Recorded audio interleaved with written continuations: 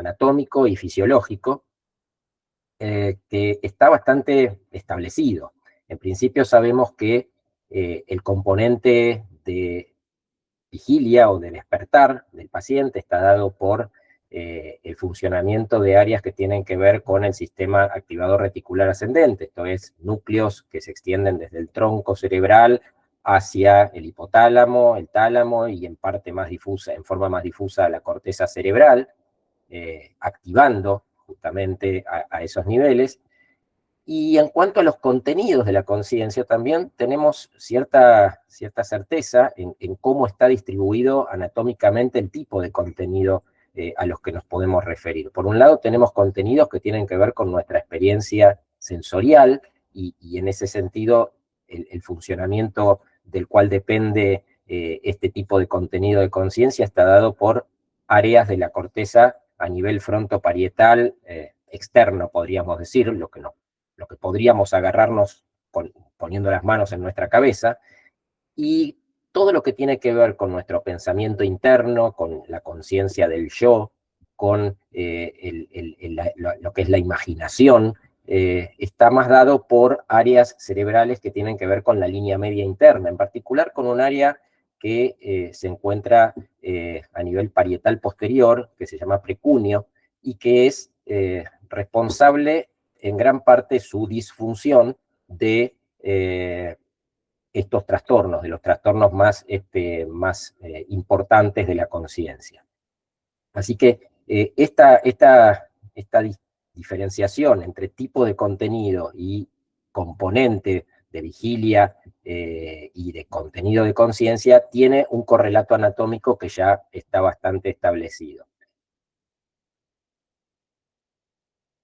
Con respecto a la frase que había expresado en su momento, que habían expresado Plum y Posner en el libro, esto es fundamental que lo tengamos en cuenta a la hora de analizar a los pacientes. Si bien en la mayor parte de los casos nosotros vamos a tomar determinaciones por lo que veamos que hacen los pacientes, claramente eso es un indicador de la conciencia, pero no es la conciencia como tal, sino que el tipo de actitud que toma el paciente no necesariamente representa su contenido de conciencia, ¿sí? El análisis que hacemos de la función cognitiva de estos pacientes se puede analizar desde el punto de vista de distintos niveles de despertar que tienen los pacientes, y en ese sentido vamos a tener una forma bidimensional de analizarlo, como vemos acá en esta tabla a la izquierda, donde tenemos un eje que nos muestra el nivel de contenido y un eje que nos muestra el despertar de los pacientes o la vigilia del paciente, y también tenemos algunas clasificaciones que lo evalúan, un poco más complejamente con la incorporación de estudios funcionales que nos van a dar, ya después Julieta se va a referir un poco más en detalle a eso, nos van a dar otra concepción de lo que es el estado de conciencia de los pacientes y otro tipo de diagnósticos que podemos hacer en estos pacientes. En particular, el uso de los estudios funcionales en estos pacientes es lo que va a generar justamente mayor controversia y que lo que nos abre un panorama distinto, nuevo, en cuanto a cómo denominar y cómo tratar a estos pacientes y con cuánta certeza nos podemos referir a su estado de conciencia, ¿sí? De hecho, hay algunas clasificaciones que toman en cuenta la capacidad de conexión del paciente con el medio y también desde ese punto de vista generan una mayor complejidad. En general se considera que el estado o el hecho de que el paciente esté vigil es un componente imprescindible para poder tener contenidos de conciencia. De todos modos, tenemos que saber que normalmente nosotros tenemos contenidos de conciencia sin estar vigiles. Por ejemplo, durante el sueño, ¿sí? Durante los sueños, cuando soñamos, tenemos contenidos de conciencia que, sin embargo, no requieren de un estado de vigilia necesariamente. Así que Eso abre también una duda, digamos, en cuanto a cómo evaluar a estos pacientes clínicamente, solo clínicamente, ¿sí? La clasificación actual pone a los pacientes básicamente en distintos estadios, distintos niveles de conciencia que son conceptualmente progresivos, ¿sí? Es decir, los pacientes habitualmente tienen algún tipo de daño cerebral adquirido por el cual están en coma, y en el estado de coma sabemos que el paciente está sin componente de vigilia y sin componente de contenido de conciencia. Arbitrariamente se fija un límite de 28 días para poder empezar a hablar de trastornos crónicos de la conciencia, y en general la evolución de los pacientes, independientemente de cuál sea la causa del daño cerebral adquirido, puede ir hacia la muerte, puede ir hacia una recuperación más o menos completa, pero en algunos casos puede llevar a que se recupere el componente de vigilia y no aparezcan signos de que se recuperó el componente de despertar, de contenido de conciencia. En estos casos es cuando empezamos a hablar de síndromes de vigilia sin respuesta, o lo que antes estaba denominado como estado vegetativo. Actualmente se trata de no utilizar esta denominación porque la palabra vegetativo tiene una connotación que socialmente la hacía un poco con un significado, con una connotación un poco despectiva. Entonces se trata de evitar ese tipo de denominación. El síndrome de vigilia sin respuesta, que así es el consenso que actualmente se tiene como regla para usar. La forma de expresarlo ya tampoco es usando los términos de permanente ni de persistente, sino que dependiendo el origen de la lesión cerebral, uno puede utilizar la palabra crónico cuando han pasado más de 3 o 5 meses, dependiendo las guías que uno siga, si el origen fue traumático, o más tiempo en el caso de que sea por algún trastorno de tipo hipóxico o metabólico. De todos modos, los pacientes con síndrome de vigilia sin respuesta tienen la posibilidad de seguir evolucionando, y sabemos que este es el gran dilema que tenemos desde el punto de vista del diagnóstico de estos pacientes, y es tratar de descubrir qué pacientes con síndrome de vigilia sin respuesta, en realidad, o que aparentan estar en síndrome de vigilia sin respuesta, en realidad tienen contenido de conciencia.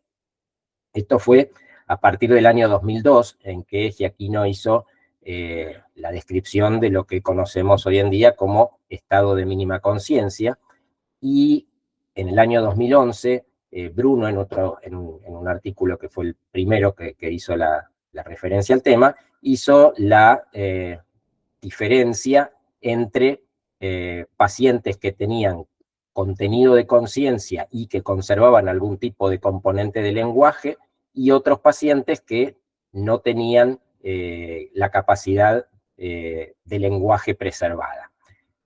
En el síndrome de vigilia sin respuesta, básicamente el paciente no tiene ninguna señal que pueda dar cuenta de un conocimiento de sí mismo ni de su entorno. Lo único que hay son actividades reflejas. No hay ningún otro dato que a nosotros nos permita inferir que el paciente tiene algún tipo de justamente conocimiento de su entorno. En el estado de mínima conciencia, acá empiezan algunos problemas, porque justamente aparecen algunas conductas o algunas respuestas que pueden ser sugestivas de autoconciencia o de conciencia del entorno. Esto puede darse a través de, por ejemplo, alguna respuesta del paciente ante algún estímulo, pero que no aparece ante otro tipo de estímulos, por ejemplo, sonrisas, por ejemplo, llanto, pero que tengan una relación causal con algún tipo de estímulo en particular. O también puede darse por el cumplimiento, el seguimiento de algún tipo de indicación, ¿sí? Habitualmente, la primera señal de que el paciente toma algún tipo de contenido de conciencia es la posibilidad de la fijación y el seguimiento visuales, ¿sí? En realidad la fijación sola no está puesta bastante en duda de que sea un indicador de contenido de conciencia, pero el seguimiento visual en principio sí se toma como un primer indicio de contenido de conciencia. Cuando los pacientes tienen, además de esta posibilidad de seguimiento visual, la posibilidad de hacer algún tipo de ejecución de orden ante la indicación verbal, hablamos de que el paciente tiene un estado de conciencia mínimo plus. Y en el caso de que el paciente solamente conserve lo no verbal, es decir, no tenga la posibilidad de poder ejecutar indicaciones verbales, pero que presente el seguimiento visual o que presente algún tipo de respuesta emotiva ante algún estímulo contingente, en ese caso hablamos de estado mínimo de conciencia, minor o minus, ¿sí? Esto es importante porque sucesivamente estos tres niveles tienen distintos pronósticos, ¿sí? El pronóstico de un estado de conciencia mínimo plus es mejor que el de un estado de conciencia mínimo, que a su vez es mejor que el de un síndrome de vigilia sin respuesta. Es importante porque vemos muchas veces en historias clínicas que en el mismo informe los pacientes vienen con referencia a un estado de mínima conciencia o a un estado vegetativo, que todavía hay quien usa esa terminología, y esto claramente es contradictorio. Si bien los pacientes fluctúan, lo que no debe fluctuar es nuestro diagnóstico sobre ellos, y en todo caso debemos aclarar que se trata de ese tipo de situación.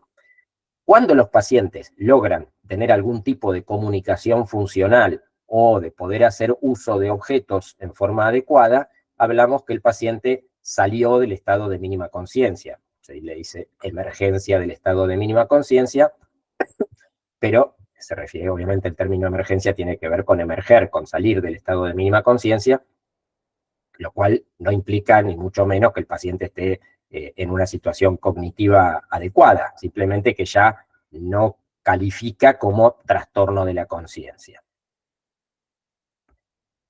En esta diapositiva está incluida una imagen del síndrome de enclaustramiento, ¿sí? O una referencia al síndrome de enclaustramiento. Esto tiene que ver con que es el gran fantasma, y siempre tenemos que tenerlo en mente al síndrome de enclaustramiento porque es lo que no puede pasar inadvertido. Obviamente, el síndrome de enclaustramiento no es un trastorno de la conciencia, pero justamente es el gran diagnóstico diferencial que tenemos que hacer. Y tenemos que buscarlo, y tenemos que pensarlo. Y si tenemos un paciente con una lesión en el tronco cerebral vascular que probablemente haya afectado la protuberancia, bueno, tenemos que ir a buscarlo porque es posible que ese sea un candidato. Pero también tenemos pacientes con otro tipo de lesiones, no el típico síndrome de enclaustramiento por lesión en la protuberancia ventral, que puede tener semiológicamente estas características. Entonces, siempre hay que ir a buscar algún tipo de movimiento sutil, sobre todo a nivel de lo visual, ¿sí? La posibilidad de seguimiento o de cumplimiento de indicaciones visuales, de apertura y cierre ocular. Después vamos a ver algunos aspectos en particular sobre qué sutilezas, digamos, buscar en el examen neurológico. Esto no generaría, o dicho así teóricamente, uno diría, bueno, ok, vamos a revisar al paciente y vemos qué es lo que tiene. El problema es que hay una alta tasa de error diagnóstico que se mantiene estable, como ven en este cuadro, desde 1993 hasta 2015, que es esta diapositiva, digamos, este cuadro, pero que seguramente sigue hasta ahora, y que se mantiene más o menos estable en un 40%. Esto es casi como tirar la moneda y ver qué es lo que tiene el paciente. Este tipo de error de 40% siempre es en desventaja para el paciente, es decir, subestimando las condiciones cognitivas, o sea, diagnosticando estados o síndromes de vigilia sin respuesta en pacientes que tienen algún tipo de contenido de conciencia. Entonces, perdón, sigo con el dedo demasiado rápido. Entonces, a partir de ahí es que aparecen o tenemos que tener en cuenta algunas cuestiones con esto para ver por qué hacemos mal el diagnóstico. Por un lado, ver por qué cometemos los errores y cómo los podemos corregir. Por otro lado, ver si en realidad estamos usando una definición de conciencia que no sea la que corresponde, y por otro lado, el uso de exámenes complementarios que nos puedan ayudar a minimizar este tipo de error. En esto tenemos que tener en cuenta que hay errores, y yo le puse errores entre comillas. Hay algunos errores que son errores reales y que tienen que ver con una mala evaluación de los pacientes. Pero hay errores entre comillas que tienen que ver con que evaluamos bien a los pacientes, aplicamos bien los métodos que están indicados, e igual nos equivocamos cuando usamos otro método, por ejemplo, una evaluación funcional. Si bien eso es un error, no es un error, digamos, de procedimiento. Así que no es lo mismo equivocarse por evaluar mal a un paciente que evaluar bien a un paciente, pero que en realidad ese paciente tenga algún tipo de diferencia en el diagnóstico final cuando uno utiliza otro tipo de evaluación con exámenes complementarios. A partir de justamente de los exámenes complementarios es que aparece el concepto de cognición encubierta, que en distintos trabajos tiene distintas denominaciones, ¿sí? Estados de mínima conciencia no conductual, síndromes de enclaustramiento funcional, síndromes de disociación cognitivo-motora. En el fondo son síndromes de enclaustramiento que son diagnosticados a partir del uso de los elementos de exámenes complementarios, ¿sí? El síndrome de enclaustramiento uno lo encuentra o lo diagnostica con el examen clínico habitual, ¿sí? Tenemos distintas fuentes que nos pueden estar complicando la vida en el diagnóstico de estos pacientes y que nos generan errores, y fuentes que tienen que ver con el examinador, con el paciente y con el medio ambiente. Con respecto a los errores que tienen que ver con el examinador, lo primero que tenemos que saber es que los pacientes con síndrome de vigilia sin respuesta pueden tener movimientos que no llamaríamos voluntarios desde ya, que a veces son fáciles de determinar como reflejos y otras veces son un poco más complejos y a veces generan confusión muchas veces a los familiares, como suele ocurrir con el reflejo de prensión palmar. A veces hay movimientos automáticos. Esto no es algo menor. Fíjense este artículo de la revista Neurology, que es un reflejo, está contando. Y termina el artículo, no voy a comentar ahora el artículo, pero termina el artículo diciendo que es muy difícil definir un reflejo y da muchos ejemplos. Es un artículo cortito, así que se los recomiendo si les interesa el tema. Donde en este artículo justamente dan cuenta de que no es tan fácil definir qué movimiento, qué características tiene que tener un movimiento para ser clasificado como movimiento reflejo. Por otro lado, a veces los que evaluamos estos pacientes damos poco tiempo de espera a la respuesta del paciente, a veces evaluamos pocas conductas, damos pocas indicaciones. No utilizar guías estandarizadas, esto justamente es algo de lo que vamos a hablar hoy, o usar en forma incorrecta las guías estandarizadas. Usarlas en forma incorrecta, ya voy adelantando un poco, tiene que ver con, por ejemplo, no hacer evaluaciones reiteradas, quedarnos con una sola, no hacerlas en forma completa, no utilizarlas con los elementos con los que hay que evaluar a los pacientes. Por ejemplo, el seguimiento visual hay que evaluarlo con un espejo, no con un dedo ni con una lapicera. Hay muchos tips que en realidad, más que tips, serían sigamos las reglas tal cual están escritas. Los métodos y las evaluaciones diagnósticas estandarizadas se concibieron y se diseñaron con determinada técnica, y es la que hay que respetar porque ya se probó que es la mejor forma de evaluar a los pacientes. Los pacientes demuestran tener más capacidad de seguimiento visual cuando se usa un espejo que cuando se usa una mano o una lapicera. Y un punto que también es importante y que depende del examinador es hablar con los familiares, con los cuidadores de los pacientes. Me ha pasado recientemente justamente mejorar el diagnóstico de un paciente a partir de la conversación con la familia, cuando habitualmente ocurre que las respuestas y las referencias de familiares no son decisivas y uno tiene que terminar explicando que en realidad lo que notan como movimiento no es voluntario, es automático o es reflejo. Bueno, a veces pasa al revés y los pacientes o los cuidadores tienen alguna conexión mejor con el paciente que permite evidenciar cosas que nosotros en el examen neurológico habitual no detectamos como contenido de conciencia. Con respecto a las causas dependientes del paciente, tenemos por un lado que el paciente tiene fluctuaciones en el nivel de alerta, y esto es frecuente que ocurra, es característico y por eso hay que repetir justamente las evaluaciones. Tenemos que evaluar la presencia de medicamentos sedantes que pueden afectar el estatus cognitivo del paciente. Siempre en estos pacientes tenemos que tener un electroencefalograma que por lo menos nos disminuya la chance de que el paciente tenga algún tipo de actividad epiléptica subclínica. Sabemos que los pacientes también pueden fatigarse y no hay que perder de vista que los pacientes les pasan otras cosas. Por ejemplo, trastornos no solo de conciencia, sino trastornos cognitivos que pueden afectar nuestra evaluación. Afasias, apraxias, agnosias, amaurosis, hipoacusia, paciente que necesitaba anteojos de antes, lo va a seguir necesitando ahora. Si antes necesitaba audífono, lo va a necesitar ahora. La barrera idiomática a veces es bastante obvia, pero no siempre lo es. Preguntar si el paciente entiende el idioma, o por lo menos asegurarse de que lo entienda habitualmente. Entonces, son todas cosas que tenemos que tener en cuenta antes de evaluar al paciente. Con respecto a las fuentes de error que tienen que ver con el entorno del paciente, asegurarnos que no esté con restricciones del movimiento por férulas o por contenciones, o que esté mal posicionado, siempre evaluar al paciente por lo menos sentado, en un ambiente en silencio, en un ambiente con una temperatura agradable, evitar todo tipo de distracción sonora ambiental también.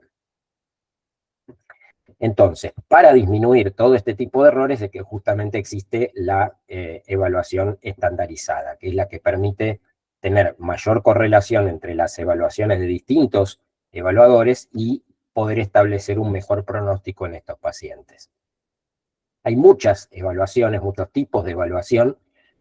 La que ha recibido una mejor calificación en una comparación que ya se publicó hace varios años es la escala de recuperación del coma revisada, o escala de Johnson, que también se llama, o JFK también, que es la que está recomendada para usar, aparte con la ventaja de que no requiere ningún tipo de autorización desde el punto de vista legal, como si alguna otra, por ejemplo la SMART, requieren, ¿sí? Así que la escala de recuperación del coma revisada es la que hoy en día se considera como el gold standard en el diagnóstico de estos pacientes. Es una escala que tiene 6 subescalas con 23 subítems que van sumando puntajes y que a partir del puntaje total encasilla al paciente, ubica al paciente en alguno de los diagnósticos que nombramos hasta ahora. Habíamos dicho que sin el uso de escalas estructuradas podíamos llegar a tener hasta un 40% de error. Bueno, las escalas estructuradas tienen también su porcentaje de error y es más o menos un error que cuando uno utiliza exámenes complementarios, en algunos exámenes en particular, en algunas series llega hasta un 20%. La mayoría se mueven en porcentajes un poco menores, ¿sí? Pero tampoco son perfectas. Cuando hablo de exámenes complementarios, dije ya el electroencefalograma, que es un elemento que no puede faltar en estos pacientes. El otro elemento que no puede faltar es la tomografía computada o una resonancia magnética, pero sobre todo la tomografía nos puede permitir descartar el gran fantasma que siempre es, sobre todo en los traumatismos de cráneo, la hidrocefalia, o cuando hubo sangrado. Ahora, si queremos llegar a un diagnóstico de presencia de conciencia, vamos a tener que pensar en estudios complementarios de tipo funcional. Aquí hay publicaciones con muchos y muy diferentes estudios, exámenes complementarios, el electroencefalograma asociado a la estimulación magnética, los potenciales evocados cognitivos, la P300, el mismatch, que es un tipo de potencial cognitivo también, la resonancia funcional, electromiogramas con indicación de movilizar algún miembro y ver si hay activación. Hay trabajos que demuestran que pueden ser útiles, ninguna guía los pone como obligatorios, además no serían practicables en la mayoría de los medios, por lo menos nosotros acá no lo podríamos hacer, pero si uno tiene la posibilidad, siempre puede ser útil para mejorar el diagnóstico y sobre todo el pronóstico en los pacientes.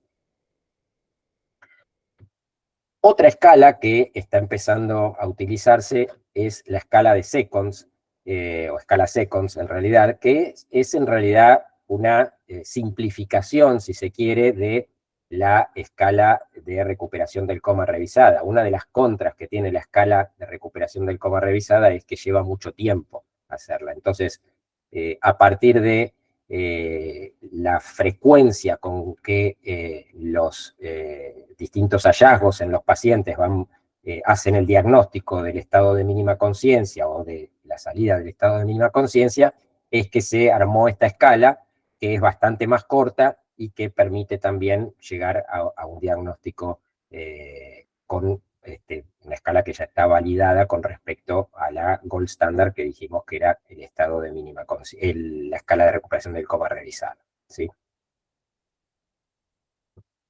Con respecto a los trastornos del lenguaje y la escala de recuperación del coma revisada, es un tema muy importante porque si uno mira la mayoría de los puntajes los mayores puntajes que otorga cada una de las 6 subescalas de la escala de recuperación del coma, está condicionada porque el paciente comprenda el lenguaje, por lo tanto, el lenguaje verbal.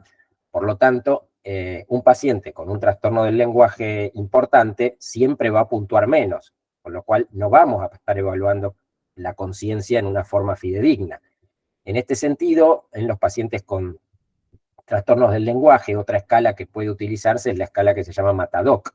Es una escala que la hacen los musicoterapeutas y que requiere un entrenamiento y una certificación para el uso, pero justamente es una escala que una vez que nos aseguramos que el paciente tiene capacidad auditiva siempre, puede ser útil en pacientes que tienen trastorno del lenguaje. Hay algunos trabajos más modernos que han encontrado algunos indicadores de conciencia que son más sutiles y que se está evaluando, si bien todavía no están incluidos dentro de ninguna escala, se está evaluando la posibilidad de su incorporación. En esto tenemos la resistencia a la apertura ocular, la frecuencia de parpadeo, ¿sí? Los pacientes con mejor estado de conciencia tienen una mayor frecuencia de parpadeo, la presencia de gestos ante la estimulación dolorosa, la habituación ante el reflejo de sobresalto, o la capacidad de tener respuesta gestual ante estímulos olfativos, la presencia de cruce de piernas espontáneo, bueno, todas estas distintas conductas que puede tener el paciente que no están incluidas en general en la escala de recuperación del coma o que no llegan a dar un puntaje, se ha visto que pueden ser indicadores de contenido de conciencia y es importante tenerlas como indicios. Si bien hoy en día el diagnóstico se hace con la escala de recuperación del coma. Lo mismo esta otra herramienta, que es la Motor Behavior Tool, que es también el hecho de observar al paciente y ver movimientos que son más sutiles y que tienen que ver con actividad muscular que no está rescatada, digamos, en la escala de recuperación del coma, pero cuya presencia o ausencia, en el caso de algunos de estos ítems, aumenta cuando se usa junto con la escala de recuperación del coma, puede aumentar la probabilidad de hacer un diagnóstico de un mejor estado de conciencia que el que da la escala de recuperación del coma solo. Los trabajos que están hechos con la combinación de estas dos escalas tienen una complejidad estadística interesante, digamos, pero por lo pronto el concepto que tiene que quedar es que si bien la escala de recuperación del coma es la forma correcta hoy, 2024, de hacer el diagnóstico de estos estados de conciencia, hay algunos ítems, los que nombré antes, más los que aparecen en esta escala, que tienen que hacernos sospechar que el paciente quizá pueda tener algún contenido, aunque la escala no lo demuestre, ¿sí? Yo les dije antes que una posibilidad también era modificar el concepto de conciencia, y esto lo cuestionan algunos con respecto al estado de mínima conciencia, y es ¿a qué nos referimos con mínima conciencia? Porque en realidad si conciencia es el conocimiento de uno y del entorno, ¿qué sería mínimo de eso? Es más bien una pregunta, una cuestión semántica tal vez, pero justamente el problema que tenemos es que con esta escala de recuperación del coma, el salto que uno pega de una clasificación, de un estado al otro, es abrupto, y en realidad es más probable suponer que la movilidad entre los distintos estados de la conciencia de un paciente es más gradual y más fluctuante, ¿sí? Cuando hablamos de estado de mínima conciencia, la propia definición que da Giacchino es que es un estado que no es permanente. Justamente, más que mínimo, lo que hace referencia es a que es fluctuante ese estado, que cuando está es claro, pero que a veces puede no estar. Por último, me gustaría comentarles que hay propuestas, varias, ¿sí? Yo acá les pongo 3 como ejemplos, para el que le interese los temas están las citas, si no me las piden por mail, pero hay propuestas de cambios en la taxonomía, en la nomenclatura de estos pacientes, ya no hablar más de vigilia sin respuesta, ni de mínima conciencia, ni de emergencia de mínima conciencia, sino en algunos casos tomar en cuenta las evaluaciones de exámenes complementarios, en otros casos evaluar por separado distintos componentes cognitivos de los pacientes o hacer clasificaciones que no tienen una graduación de menos a más, sino que simplemente darían lugar a distintos tipos de conciencia que tienen los pacientes, pero sin que esto signifique que un paciente está mejor que el otro, ¿sí? Son propuestas que por ahora no son aceptadas, no están digamos, aceptadas en grandes consensos, pero que justamente surgen de las dificultades que trae el uso de los exámenes complementarios y el ver que no alcanza con la evaluación clínica. Bueno, yo por ahora voy a ceder mi pantalla, ¿sí? A Julieta. Creo que ahí liberé.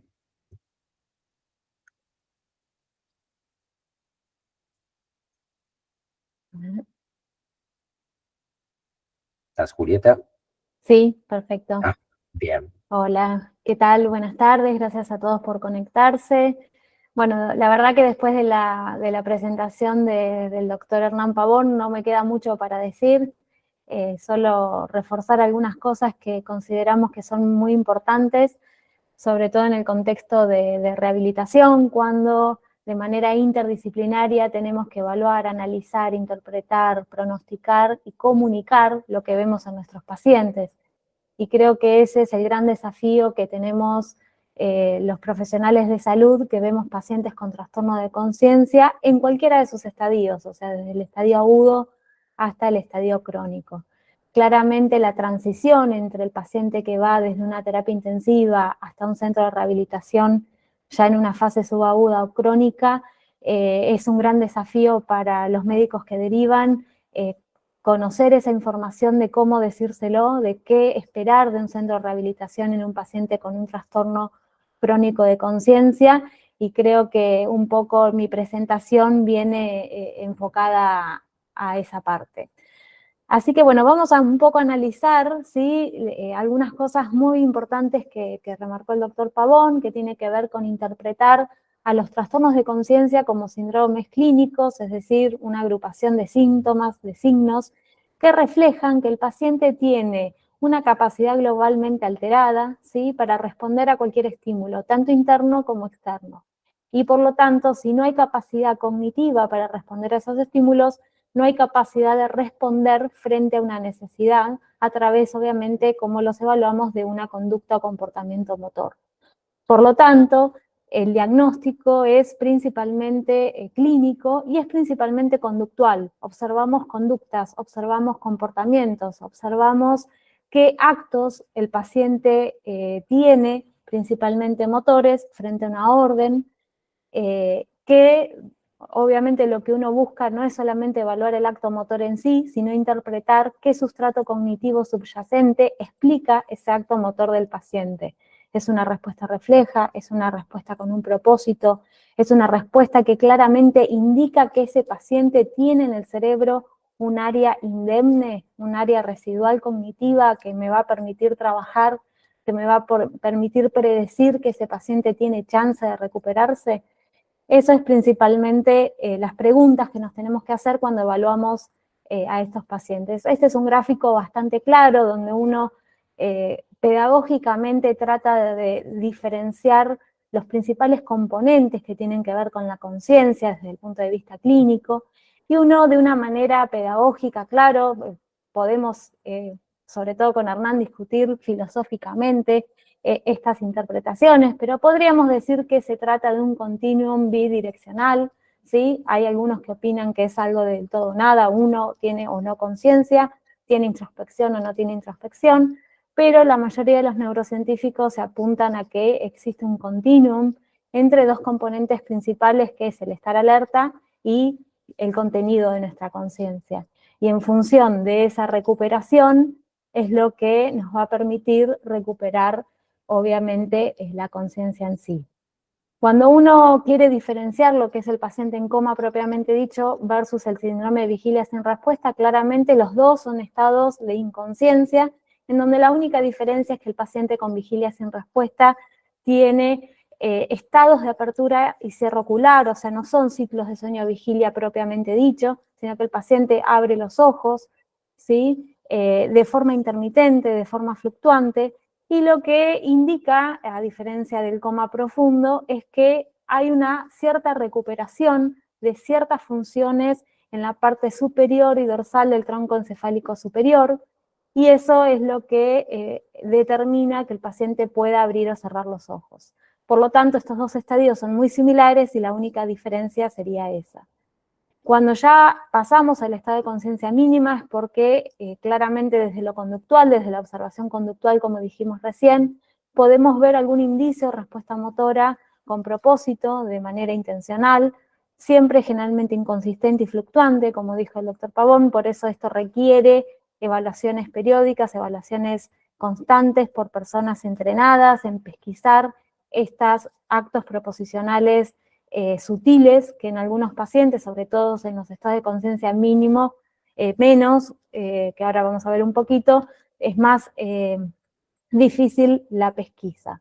¿Qué significa que un paciente desde el punto de vista conceptual ya está en un estado de conciencia mínima? Significa que algo de ese contenido de la conciencia se está recuperando, de esa desconexión que tiene el cerebro con todas las áreas de asociación cerebral se está recuperando. Hay función cognitiva residual que permite que esa persona que está emergiendo, que está tratando de emerger de su estado de conciencia mínima, está tratando de interactuar con su entorno, y eso es porque parte de su sistema córtico-talámico, el tálamo central, el cerebro anterior, son las principales estructuras involucradas en la explicación del coma y el trastorno de conciencia, pero también en su recuperación. Esta recuperación parcial de estos circuitos córtico-talámicos son los que explican que el paciente empieza a estar en un estado de conciencia mínima. Tienen que ponemos ahí.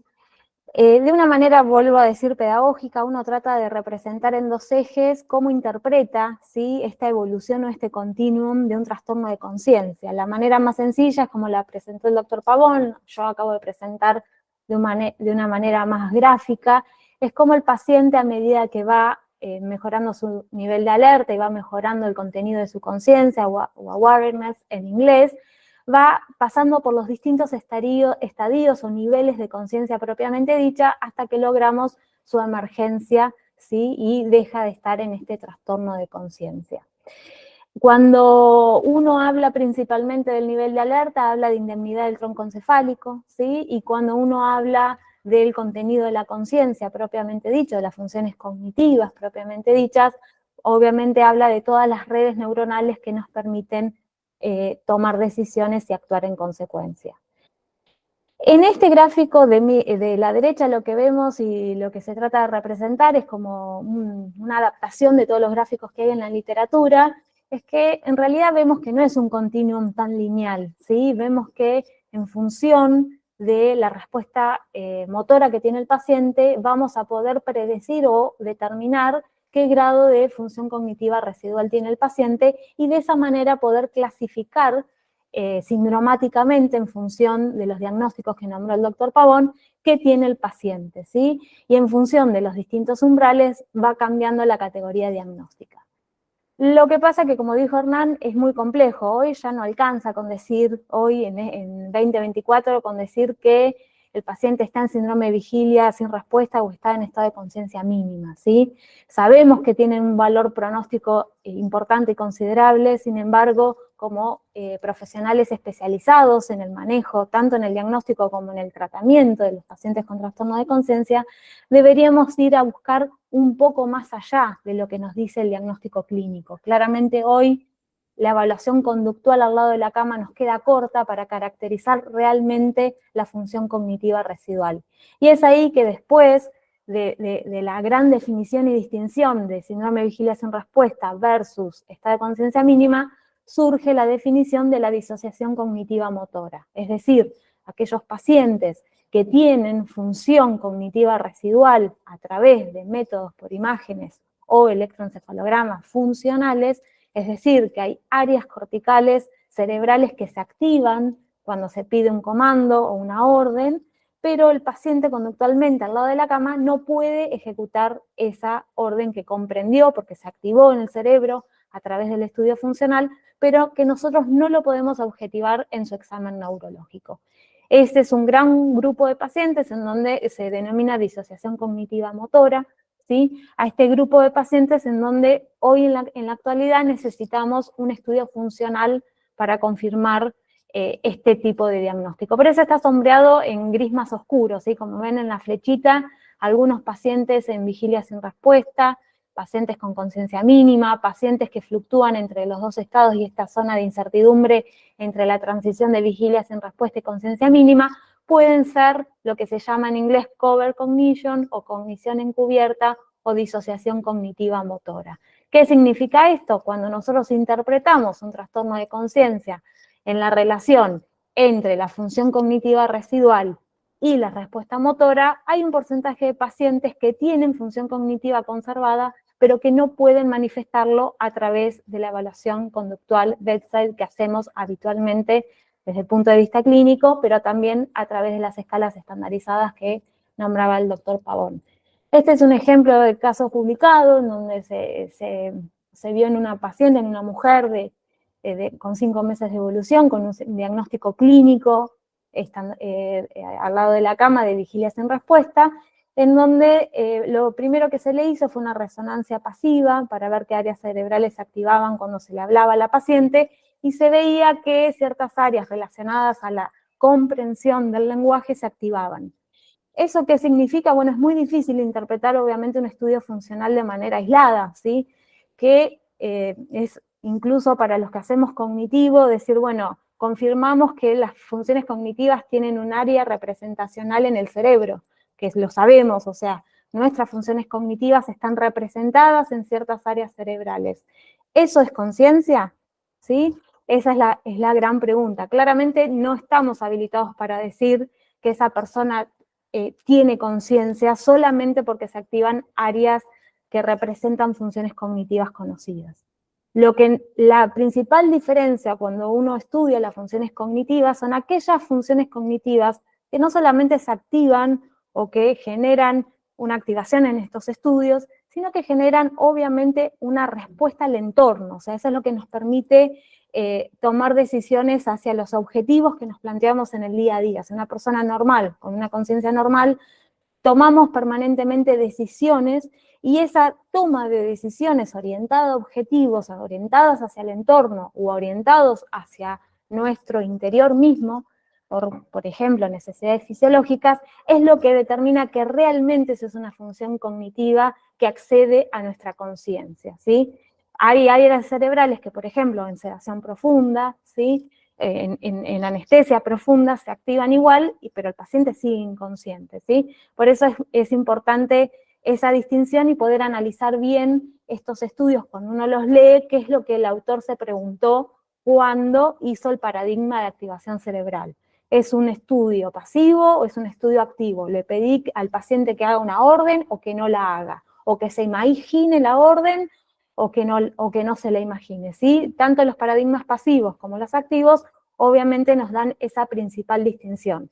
Si nosotros logramos, como en el caso de este paper, que la paciente podía imaginar jugar al tenis o podía imaginar recorrer su propia casa, ¿sí? Significa que las áreas que se activaron en el cerebro, áreas obviamente cognitivas de orden superior, porque yo le estoy pidiendo a un paciente que se imagine jugar al tenis, que significa organizar, planificar y ejecutar un acto motor desde la imaginación, eso es un acto cognitivo complejo, eso claramente significa que es consciente, o sea, llegó a la conciencia la orden y la representación cortical que esa orden emitió, ¿sí? Después cualquier cosa igual lo vemos en el espacio de preguntas. Por lo tanto, el gran interrogante es que estos pacientes claramente, sobre todo este subgrupo de pacientes que tienen esta disociación cognitiva motora, es porque tienen distintas trayectorias de recuperación, la función cognitiva y la función motora. Por eso es muy pedagógico el gráfico que les mostré recién, que uno lo acepta porque es fácil de explicar, fácil de entender, sin embargo, obviamente el cerebro es mucho más complejo que representar en dos ejes dos funciones tan importantes como es la función cognitiva y como es la función motora. Por lo tanto, en estos pacientes en donde no podemos pesquisar al lado de la cama estos indicios de acto motor, estaríamos infravalorando las capacidades cognitivas reales que tiene el paciente y por lo tanto su recuperación posterior. Si yo puedo demostrar a través de la evaluación clínica o a través de estudios específicos que ese paciente tiene función cognitiva residual, obviamente tengo que priorizar y personalizar su rehabilitación interdisciplinaria para poder lograr la máxima posibilidad de recuperación de ese trastorno de conciencia y que el paciente emerja a un estado cognitivo superior. Claramente, esto lo dijo Hernán varias veces, la evaluación DETSA, la evaluación que habitualmente hacemos, incluso aunque la hagamos interdisciplinariamente, no nos determina con 100% de precisión nuestro diagnóstico clínico, su probabilidad de recuperación, qué tipo de intervención terapéutica necesita, ¿sí? Y obviamente la causa subyacente de la lesión cerebral. Hasta ahora vimos y analizamos un poco y criticamos lo que es la interpretación clínica, o sea, fallamos en un alto porcentaje en nuestro diagnóstico clínico al lado de la cama. Los síndromes clínicos que conocemos de trastorno de conciencia tampoco son específicos, ¿sí? Porque encontramos todas estas dificultades, como dijimos recién. Si nos pasamos, o sea, de dejar de pensar con una mirada clínica, una mirada más mecanicista, es decir, cuál es el mecanismo por el cual la persona tiene un trastorno de conciencia, también nos vamos a llevar sorpresas y no nos va a terminar de cerrar la explicación o a permitir hacer un diagnóstico preciso. Sin embargo, vale la pena un poco la discusión de si uno es simplista y trata de explicar lo que le pasa al paciente a través del mecanismo que le generó la lesión cerebral, lo basa principalmente en lo que tenemos a través de los estudios de anatomía patológica, ¿sí? De los pacientes que han fallecido con trastornos de conciencia crónicos, ¿sí? Claramente el rol central siempre lo tiene el tálamo central, que es la estructura medial del tálamo, los núcleos intralaminares, los núcleos más mediales y caudales, ¿sí? Y claramente está demostrado en los estudios de anatomía patológica, como vemos acá, que cuanto mayor es la extensión del daño del tálamo central, mayor discapacidad y más grave es el trastorno de conciencia que tienen estos pacientes, ¿sí? Pero lo más importante no es solamente el tálamo, como dijimos, el tálamo actúa un rol clave en nuestro sistema nervioso central, que es mediar la activación y la inhibición de la corteza cerebral, principalmente la activación de lo que es nuestro cerebro anterior, ¿sí? Nuestros lóbulos frontales, los que nos permiten tomar las decisiones, los que nos permiten planificar, ¿sí? Los que nos permiten ejecutar nuestros actos motores. O sea, todo lo que estamos evaluando en nuestros pacientes con trastorno de conciencia es gracias a esta conexión del tálamo con la corteza cerebral, principalmente con las áreas de asociación, pero obviamente con las áreas primarias perceptivas que nos permiten percibir los distintos estímulos ambientales también.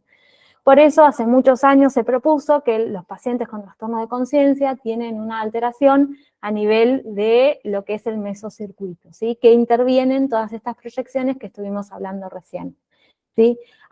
Y que está correlacionado claramente con la carga lesional.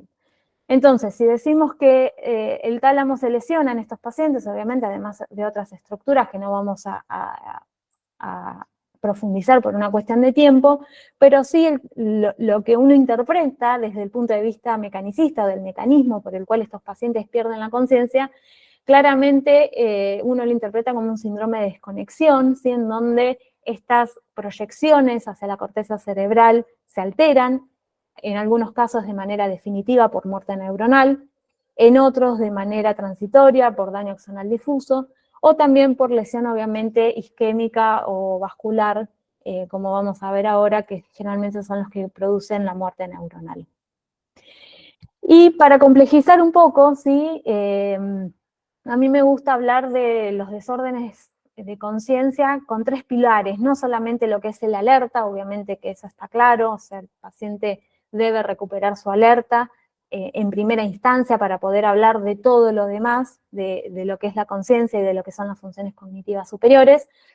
El contenido de la conciencia, que dijimos que obviamente estos pacientes lo tienen alterado por distintos mecanismos que vimos recién, pero el tercer componente que a mí me gusta también remarcar, que muchas veces es un motivo de mal diagnóstico de estos trastornos de conciencia, que es el componente de la intencionalidad, la motivación, el drive, lo que nos conduce a nosotros a responder frente a distintos estímulos, ¿sí? Esto que les decía de la conducta motora dirigida a un objetivo, ¿sí? Que claramente uno lo puede ver en su máxima expresión desde el punto de vista neurológico en los síndromes de mutismo kinético, en donde el paciente tiene todo conservado, tiene su alerta conservada, tiene su contenido de la conciencia totalmente conservado, pero claramente el drive, o sea, lo que lo conduce a responder a los distintos estímulos, tanto internos como externos, lo tiene alterado, principalmente por compromiso de la corteza del singular anterior y la corteza frontal medial, ¿sí? Son las dos estructuras que en estos pacientes pueden estar alteradas. Por eso uno también lo tiene que tener en cuenta que desde el punto de vista del mecanismo lesional y de la localización anatómica de mayor explicación del trastorno de conciencia, estas estructuras, lo que es el cíngulo anterior y la corteza del lóbulo frontal medial, son también importantes a la hora de interpretar lo que vemos en los pacientes. Entonces, si uno quiere ser pedagógico, como vimos hasta ahora en todos los gráficos en los que vimos bidireccional, en el que vimos que asociamos alerta versus contenido de conciencia, en el que vimos respuesta motora versus respuesta cognitiva, claramente es a fines pedagógicos, porque desde el punto de vista del mecanismo lesional, todas estas estructuras cerebrales interactúan, no son independientes, ¿sí?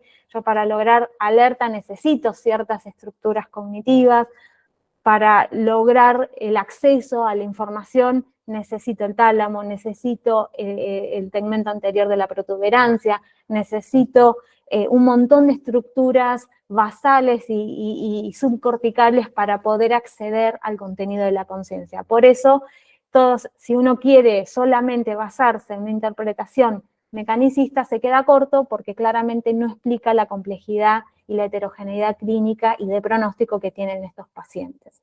Entonces, bueno, un poco de esta diapositiva resumo estas dos cosas, ¿sí? Si uno se basa exclusivamente en lo clínico, sin interpretar los posibles mecanismos lesionales por los cuales el paciente tiene un trastorno de conciencia, obviamente se da corto, ¿sí?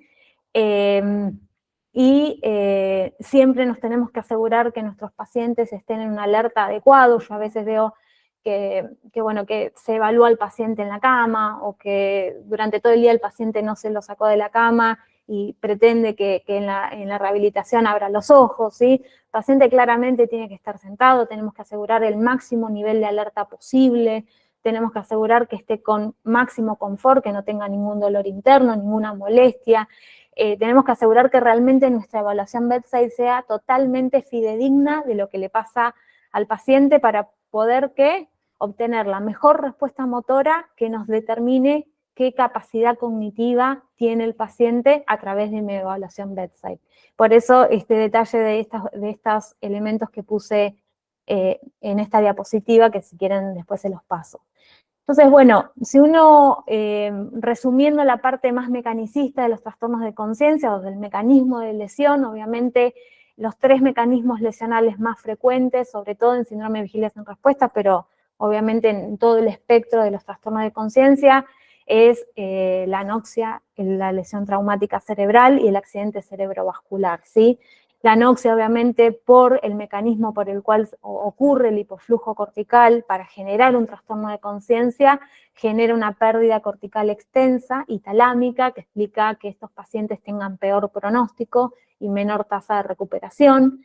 Cuando es, obviamente, de daño axonal difuso, es la lesión paradigmática del traumatismo de cráneo, de cualquier lesión traumática cerebral, es lo que vemos principalmente en resonancias. Estos pacientes son los que le hacemos una tomografía y no vemos contusiones, pero si le hacemos una resonancia vemos esta carga de daño axonal difuso muy significativa y sobre todo en las áreas que les dije, el cíngulo anterior, la cara medial y dorsal del lóbulo frontal, el tálamo, ¿sí? Todas las áreas de interconexión hemisférica, ¿sí? Son los que predicen generalmente el mal pronóstico de estos pacientes. Así que bueno, por eso uno lo llama síndrome de desconexión. ¿Y cómo podemos ver, digamos, estos mecanismos lesionales a través de estudios, ¿sí? Funcionales? O sea, por resonancia, lo que dijimos, ¿sí? En la anoxia cerebral, ahora vamos a ver alguna diapo relacionada a eso, vemos poca lesión. En lo que es, digamos, los estudios funcionales son los que nos van a permitir tener un poco más de detalle, ¿sí?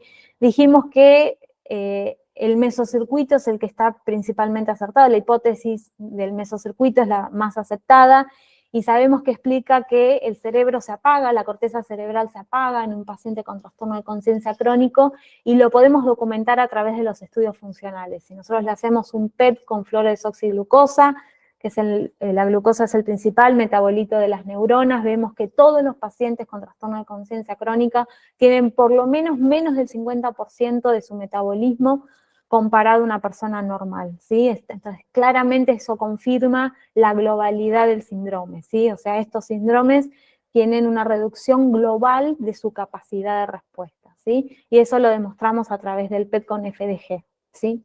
Pero también encontramos estas cosas que dijimos de algunas islas o algunas áreas que quedan todavía activas, como de función cognitiva residual, que también nos permite, digamos, poder pesquisar estos pacientes que dijimos que tienen una disociación cognitivo-motora. En el caso del estado de conciencia mínima pasa algo similar, pero de menor gravedad que en el síndrome de vigilia sin respuesta. Sin embargo, de manera aislada, sin un buen diagnóstico clínico, no alcanzan para hacer el diagnóstico diferencial entre los distintos síndromes que vimos recién con el doctor. Entonces, para resumir esta parte, si uno es pedagógico e intenta establecer este continuum, esta línea temporal, donde el paciente tiene un trastorno de conciencia porque estuvo en coma y va pasando las distintas etapas de recuperación. Y esto incluye, que no es el motivo de charla de hoy, pero el periodo posterior a la emergencia de un estado de conciencia mínima, que es el de amnesia postraumática, o algunos lo llaman estado confusional postraumático. Si uno lo entiende como un continuum temporal, entiende que son etapas por las cuales el paciente que tiene un trastorno de conciencia va a pasar, va a transitar. O sea, todos los pacientes transitan por estas etapas. En algunas puede durar un poquito menos, en otros puede durar un poco más, o en otros ni siquiera recuperarse. Pero esta es la evolución natural de un trastorno de conciencia cuando lo generó por los mecanismos que estuvimos hablando, ¿sí? Así que esto un poquito para resumir. Y Hernán mostró esta disociación cognitivo-motora en el paper de Edlow, hay papers nuevos relacionados a esto, que es, como les decía, una manera gráfica y pedagógica de explicar un poco que con el bedside nos quedamos cortos, que con la categoría diagnóstica nos quedamos cortos, y que hay evidencia de que pacientes que con un diagnóstico clínico de no respuesta a través de una resonancia funcional o de un electroencefalograma funcional vemos que esos pacientes tienen algún grado de conciencia o de contenido de conciencia o de cognición residual, ¿sí?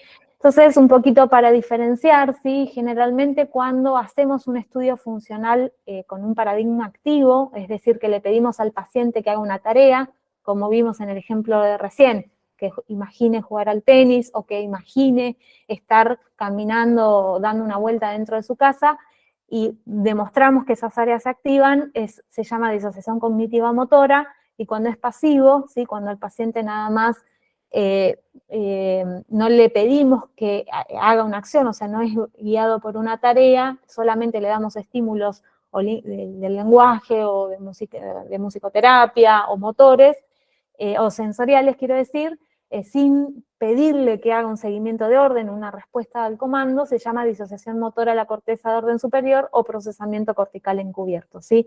Esto era lo que les decía, la gran diferencia. O sea, yo hago un paradigma del lenguaje y veo que el área de comprensión del lenguaje se activa. ¿Eso significa que el paciente está consciente o significa que se está activando el área que representa el lenguaje? Son dos interpretaciones que obviamente son importantes de hacer, ¿sí? Que el área que representa el lenguaje se activa no necesariamente significa que la persona lo está haciendo consciente, ¿sí? Porque cuando uno hace algo consciente es porque lo lleva a la acción, ¿sí? Lo lleva a responder a un objetivo, en este caso cuando le pedimos una tarea, pero lo hacemos continuamente en el día a día nosotros. Entonces pasamos de un paradigma centrado en la conducta, de las evaluaciones bedside, principalmente a través de la Johnson, como gol estándar de evaluación de estos pacientes, a un paradigma en realidad centrado en la evaluación multimodal. Necesitamos múltiples elementos para poder establecer el diagnóstico que tiene el paciente y no solo la Johnson, ¿sí? Afortunadamente, la Neurocritical Care hace unos años lanzó una iniciativa para estandarizar y homogeneizar los estudios, ¿sí? Como ustedes saben, cuando nosotros comparamos en medicina los estudios de investigación en rehabilitación, tienen muy mala calidad metodológica comparado a cualquier otra rama de la medicina, ¿sí? Entonces es necesario este tipo de iniciativas que unifiquen y armonicen los datos que uno tiene que evaluar en los pacientes para que sean fidedignos y para que nos permita interpretar y tomar decisiones en función de los estudios que se hagan. ¿Sí? Esto, si quieren, se los paso, incluso están los REs, o sea, las historias clínicas, las variables que uno debería tomar en cada una de las cosas del trastorno de conciencia ya está subido porque esto está hecho por consenso. Incluso, bueno, muchas de las guías que están, la americana, la europea, la comparación de las dos guías, etcétera, hablan de esta necesidad, ¿sí? De que el diagnóstico clínico neurológico, 40% de tasa de error. Si hago la Johnson, 20% de tasa de error. O sea, el bedside solo, incluso aunque use una escala estandarizada, hoy nos queda corto, ¿sí? Entonces, por eso es bastante complejo hacer una interpretación de diagnóstico, pronóstico, tratamiento, entendiendo todas estas limitaciones que las fuimos viendo, no voy a leer todo esto, pero claramente no todos están entrenados en evaluar la Johnson, es una escala que puede durar entre 30 a 40 minutos si están entrenados. Por suerte están surgiendo escalas nuevas como la Seconds, que está validada incluso en algunos idiomas, que el objetivo es que sea más breve, menos estandarizada y que incluso se pueda utilizar en la terapia intensiva, cosa que la Johnson claramente no se puede hacer. La necesidad de sospechar y pensar, ¿sí? ¿Qué paciente tiene esta disociación cognitiva motora o tiene cognición residual y que yo no la estoy pudiendo pesquisar? La necesidad de mejorar los estudios de investigación claramente en el tema, que sabemos que hay muchas limitaciones, ¿sí? Es lo mismo un paciente en terapia intensiva, es lo mismo un paciente en un centro de rehabilitación, las variables pronósticas son las mismas. Y bueno, y ni hablar que si uno tiene más claro el diagnóstico, tiene claro las variables pronósticas, puede afinar mejor el diseño de las estrategias terapéuticas farmacológicas y no farmacológicas en estos pacientes, ¿sí? Por lo tanto, entonces, los factores pronósticos, si uno quiere enlistarlos, bueno, son numerosos, no vamos a hablar de los factores pronósticos porque la mayoría de ustedes ya lo saben. Lo que sí uno siempre tiene que acordarse de saber que el paciente tuvo un estado previo, el premórbido es importante, tuvo un estado en el momento del accidente, lo que pasó en el momento, cuánto estuvo en el momento es importante para el pronóstico, qué servicio de emergencia lo recibió, la guardia, qué terapia intensiva lo recibió. En la terapia intensiva había neurointensivistas, no había neurointensivistas, que claramente marcan la diferencia en el pronóstico de estos pacientes. Y obviamente para la mayoría de los que estamos acá en este encuentro, que trabajamos más con pacientes subagudos o crónicos, obviamente tenemos que tener en cuenta todos estos variables que nos determinan, obviamente, el pronóstico del paciente. Entonces, principalmente lo que uno tiene que hacer en rehabilitación es decir, bueno, paciente con un trastorno de conciencia, desde el punto de vista clínico, son pacientes que tienen necesidades clínicas complejas. Tengo que tratar de evitar que no las tenga, ¿sí? ¿Por qué? Porque cada vez que las tiene baja un escalón y empeora su nivel de conciencia, tanto la alerta como el contenido de la conciencia. Por otro lado, necesito saber bien si hay signos residuales de cognición, independientemente que sea un síndrome de vigilia sin respuesta o un estado de conciencia mínima. Hoy sabemos que hay un porcentaje de pacientes que independientemente de la categoría diagnóstica pueden tener una cognición residual que nos diga que tiene mejor pronóstico, que nos dice que algo de acceso a la conciencia tiene y que deberíamos focalizar y trabajar en ese paciente. Por eso este es el listado que les digo que no tiene sentido. Todos sabemos pacientes jóvenes, de causa traumática versus anóxica, el lasgo de ingreso, el examen físico, la dilatación pupilar, bueno, todas esas cosas están recontra descriptas en las terapias intensivas, todos los neurointensivistas la conocen, son cosas que nosotros deberíamos tratar de preguntar en el agudo como para tener un poco más de idea de del paciente que tenemos hoy. Tuvo más complicaciones, o sea, tuvo epilepsia, tuvo hidrocefalia, tuvo crisis disautonómicas que hablan de que tuvo una lesión muy importante a nivel del tronco encefálico. O sea, todas esas variables son obviamente predictoras. Y la gran pregunta es, ¿son las mismas en un centro de rehabilitación? Claramente las necesitamos, pero en el centro de rehabilitación necesitamos también tener otras variables predictoras que tienen que ver con lo que vemos y hacemos en el día a día, ¿sí? Además de todo esto que lo tenemos que saber, una buena rehabilitación, una temprana rehabilitación y una intensiva rehabilitación son las mejores herramientas que le podemos dar al paciente y a la familia para lograr su recuperación.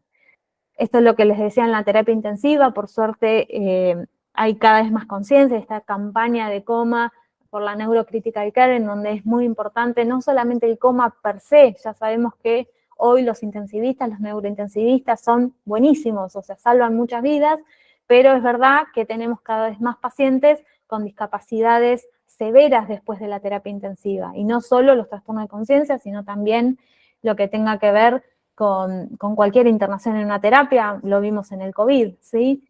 Así que esos predictores uno los tendría que resumir, digamos, en esos predictores clínicos de neuroimágenes y de biomarcadores, ¿sí?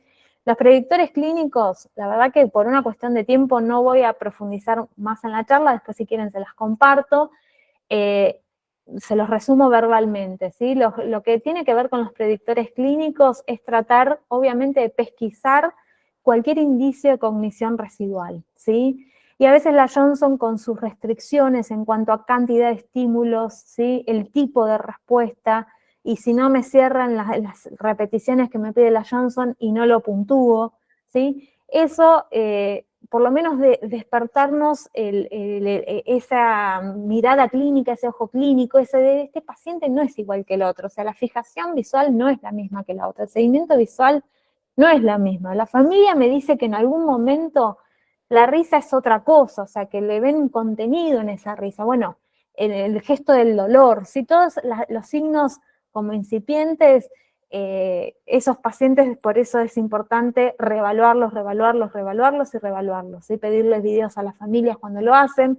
Como dijo Hernán, muchas veces las familias tienen muchas expectativas de cómo le va a ir al paciente, entonces se van a agarrar de cualquier respuesta reflejo, de cualquier cosa que haga el paciente para que le demos un aliento de esperanza. Entonces nosotros tenemos que estar muy seguros de decir que sí y de decir que no. En mi experiencia he visto pacientes que en muchos lugares se les decía no tiene pronóstico y haciendo una rehabilitación y buscando estas cosas, son pacientes que emergen del estado de conciencia, o sea, son pacientes, sobre todo los traumáticos, los jóvenes, los que la neuroplasticidad cerebral está asegurada, lo tendríamos que tener. Si bien les muestro nada más solamente esto, que es lo que creo que es importante, ¿sí? Digamos, buscar. Hernán lo comentó, tenemos la Johnson, que es el Gold Standard, tenemos la Second, que es una versión abreviada y validada de la Johnson, que se está que es de un grupo de Bélgica que cada vez se está usando más. Y además tenemos algunas herramientas que en los últimos papers se están usando, que tienen que ver con esta pesquisa de signos motores sutiles, ¿sí? Que no son tan estrictos en cuanto a la cantidad de repeticiones que nosotros los tenemos que buscar, o las características, ¿sí? Pero que cuando están presentes, hay varios papers que no vamos a entrar en detalle, eso yo se los compartí en un drive recién en el chat, que son indicadores de que incluso los pacientes con diagnóstico clínico de síndrome de vigilia sin respuesta pueden tener estos signos motores sutiles de manera intermitente, de manera fluctuante, de manera inconsistente, pero los tienen, ¿sí? Y lo otro es siempre pensar, sobre todo, no solamente los médicos, sino también los terapistas, cuáles barreras o pitfalls o trabas tienen los pacientes para poder demostrar un acto motor, ¿sí? Entonces no hay que olvidarse que el paciente puede tener trastornos perceptivos, o sea, de input sensorial, por ejemplo, en cegueras corticales, siempre hay que ver la imagen, hay que pedirle al neurólogo, al fisiatra que vea la imagen, para ver si no hay lesión occipital bilateral, sobre todo en los anóxicos, afásicos, o sea, pacientes con lesión en el lóbulo temporal izquierdo, si son diestros, pueden tener afasias globales, hay algunos estudios que demuestran que si uno hace la Johnson en un paciente afásico global, puntúa como un trastorno de conciencia, pero lo que tiene es una afasia, ¿sí? Lesiones obviamente a nivel periférico, tanto sensitivo como motor, sobre todo las propioceptivas muy severas que hacen que el paciente no pueda hacer un acto motor, en eso es importante, pacientes con epilepsia, sobre todo los no convulsivos, ¿sí? Por eso es importante tener un electro, no para el funcional como vimos recién, sino un electroencefalograma común, digamos, como para ver si no hay descargas no clínicas. Bueno, lo que les dije de la motivación, la intencionalidad, sospechando un síndrome aquinético o de mutismo aquinético. Por esto estos son bloqueos y estas son posibles explicaciones clínicas o médicas que puedan interferir en nuestra interpretación del paciente, ¿sí? Incluso en estos papers se ve las causas que tienen estos pacientes para explicar que no puedan tener un acto motor a la orden, como dijimos. Esta escala que es de evaluación motora es importante porque diferencia los signos positivos, o sea, aquellos signos sutiles motores que pueda tener el paciente, pero a su vez los signos negativos, esos signos que si el paciente los tiene es porque sabemos que es muy severa la lesión de tronco, ¿sí? Y como dijimos, el tronco no es solamente el SARA y el nivel de alerta, en el tronco pasan todas las conexiones después de pasar por la corteza y el tálamo, entonces es muy importante. Por ejemplo, pacientes con descargas, con paroxismos, no me sale la palabra ahora, que recién lo dije, bueno, sí, los paroxismos, no me sale la palabra, ahora me va a salir. Hiperactividad simpática. La hiperactividad simpática, ¿sí? Si el paciente lo tiene todavía en el centro de rehabilitación, obviamente habla de que tiene lesión del tronco encefálico y son pacientes que hay que tratarlas bien porque si no nunca van a recuperar o no le va a hacer bien lo que le estemos haciendo, ¿sí? Aumentan el tono, o sea, son pacientes que les ponen bomba de baclofeno, hay un montón de cosas. Bueno, y como último paper, debido a la hora, es el último, digamos, que trata de englobar, es el más complejo, ¿sí? Pero que trata de englobar todo el espectro de posibilidades de trastorno de conciencia. Entonces, acá ya sí nos vamos de este webinar con el interrogante. No es solo vigilia sin respuesta, no es solo estado de conciencia mínima. Realmente los síndromes de trastornos de conciencia crónica son complejos, son heterogéneos, están en desarrollo, o sea, en los últimos 15, 20 años se sabe mucho más de lo que se sabía antes, y eso nos ha permitido desarrollar más líneas de investigación. En este paper, que es de Schiff, que es el mismo que publicó ese caso que les mostré de la mujer con disociación cognitiva motora, es un gran grupo que evalúa mucho la disociación cognitiva motora y se anima ya a sacarlo del espectro. Acá, como lo ven, no lo ponen dentro del continuum síndrome de vigilia sin respuesta y conciencia mínima, sino que lo ponen acá, y tiene un poco de lógica, porque estos pacientes tienen cognición. Si uno es estricto en la definición conceptual de vigilia sin respuesta, son pacientes inconscientes. Estado de conciencia mínima tienen, pero no le alcanza para. Entonces, realmente, si estos pacientes tienen alguna respuesta cortical de que gatilla una acción con un propósito, con un objetivo, es porque va más allá, ¿sí?, de lo que nosotros vemos en los reales estados de conciencia mínima. Lo que nos está faltando es el efector, es que el paciente pueda hacer el acto motor para realmente demostrarnos esa función cognitiva residual. Bueno, y esto es un poco lo que les decía, y esta es la última, esta la prometo que es la última, porque creo que es importante. O sea, ustedes saben, sobre todo para los neurólogos, y cualquier profesional de salud debe pedirle al neurólogo que le muestre la resonancia del paciente con trastorno de conciencia, porque claramente nos permite hacer una interpretación integral de lo que vemos al paciente. No nos permite hacer un pronóstico. He visto pacientes que tienen un cerebro casi volado y recuperan la conciencia, y otros que tienen mínimas lesiones no lo hacen, ¿sí? Porque dijimos que la explicación mecanicista o del mecanismo de la injuria lesional no es suficiente, sí es necesaria, pero no suficiente para determinar el pronóstico. Pero en su integridad y en esta evaluación multimodal que se propone como gol estándar, obviamente tener una resonancia estructural nos permite. Si uno ve causas traumáticas, ve grandes cerebros lesionados con hidrocefalia, con cavidades porencefálicas, con atrofia cortical.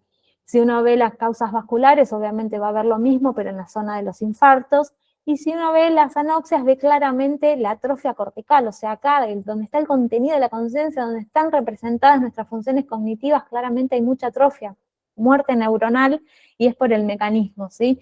Esto no explica todos los síndromes de vigilia sin respuestas, pero claramente nos permite interpretar qué le pasó al paciente, ¿sí? Por qué está en el estado en que está.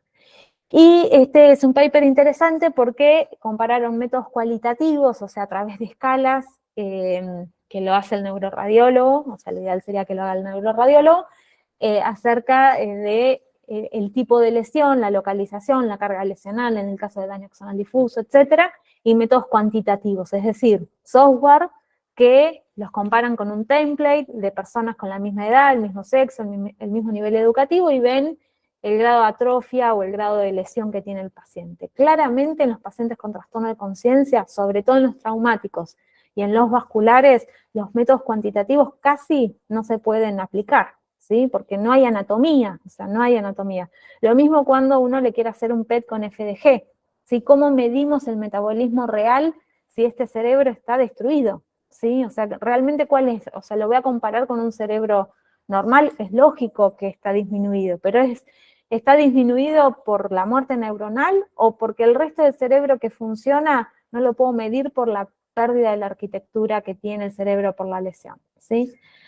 Así que bueno, si les parece, terminamos acá y abrimos a las preguntas porque ya estamos en tiempo, no quiero demorarlos más, quiero agradecerles la verdad por estar acá, dejo de compartir y ahora sí, si quieren...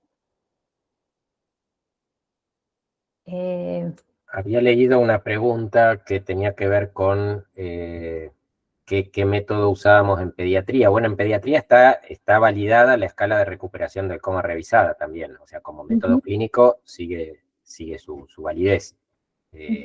No me acuerdo quién la hizo, pero bueno, la respuesta es esa. Después no leí otra pregunta.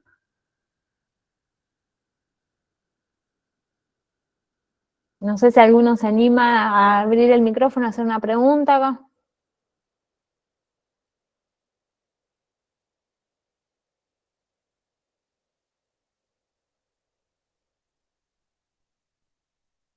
Mm, ¿Algún comentario? Acá Claudia Villarreal le había escrito, no es lo mismo una resonancia que una tomografía. Sí, está claro, o sea, antes que nada, depende siempre del contexto en el que uno trabaja, bueno, mínimo, de mínimo es una tomografía, eso está claro, Hay, porque, perdón, que me dicen que no pueden abrir el micrófono. No sé si a de ver, soporte.